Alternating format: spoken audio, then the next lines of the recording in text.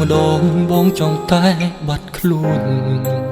ព្រោះជួបមុខស្ងួនធ្វើឲ្យបងឈឺចាប់ណាស់ពាក់ស្រមុខក្បត់ដាក់ស្នេហ៍ស្នងទាំងចិត្តបងនៅស្មងព្រោះចង់ឲ្យអូនបានជួបនឹងមនុស្សល្អជាងបងគឺជាមនុស្សមានប្រវត្តិមិនល្អមិនអាចកំឡូនរហូតដល់ថ្ងៃស្លាប់អូនរស់នៅជាមួយនឹងបង